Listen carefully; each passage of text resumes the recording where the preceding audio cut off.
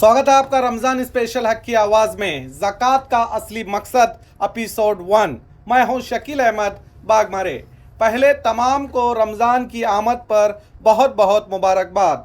ज़कात एक दिन का सहारा या ज़िंदगी भर की निजात। पूरी न्यूज़ देखिए, बहुत कुछ समझ में आएगा आपको। रमज़ान एक मुक़द्दस महीना है, हर तरफ इबादत का माहौल होता है। लोग ज़कात निकालते हैं, राशन किट्स बांटे जाते हैं, कपड़े तकसीम किए जाते हैं। कई लोग वीडियो बनाने के लिए ज़रूरतमंदों को घंटों लाइन में खड़ा किया जाता है।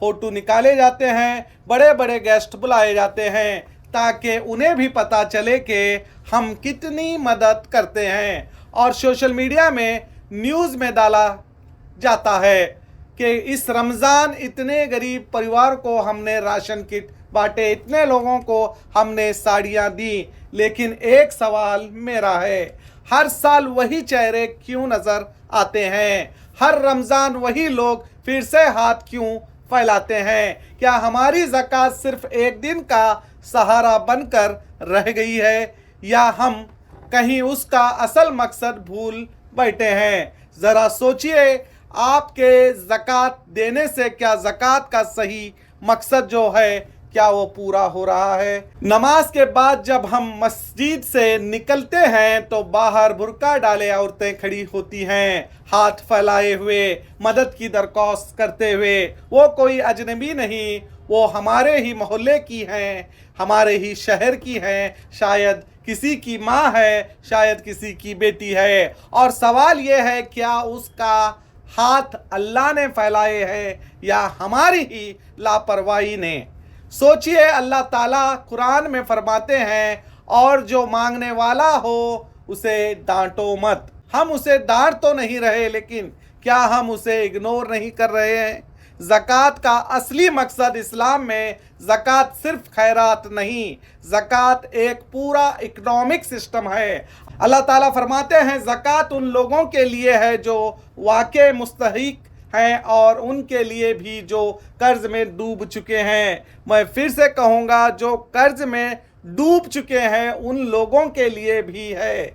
सोचिए, अगर 1000 राशन किट, 1000 साड़ियाँ, कपड़े बांटने के बजाय हम 2 परिवारों का कर्ज अदा कर दें, उन्हें छोटा सा बिजनेस शुरू कर दें, तो क्या वो अगले साल ज़कात लेने वाले रहेंगे या ज़कात देने वाले बन जाएंगे? सोचिएगा। हदीस की रोशनी में हुजूर सल्लल्लाहु अलैहि वसल्लम ने फरमाया, वो शख्स मोमिन नहीं जो खुद पेट भर कर सो जाए जबकि उसका पड़ोसी भूखा हो। सोचिए, अगर हमारे मोहल्ले में कोई औरत मजबूरी में भीख मांग रही है तो क्या हम वाकई ईमान के रास्ते पर चल रहे हैं? आज मस्जिदों के बाहर हमारी ही माएँ और बेटियां भीख मांगती नजर आती हैं। क्या ये हमारे लिए शर्म की बात नहीं? क्या हम अपने आसपास में जो ज़रूरतमंद मजबूर परिवार हैं, जो भीख मांगने पर मजबूर हो गए हैं, क्या उनकी मदद नहीं कर सकते?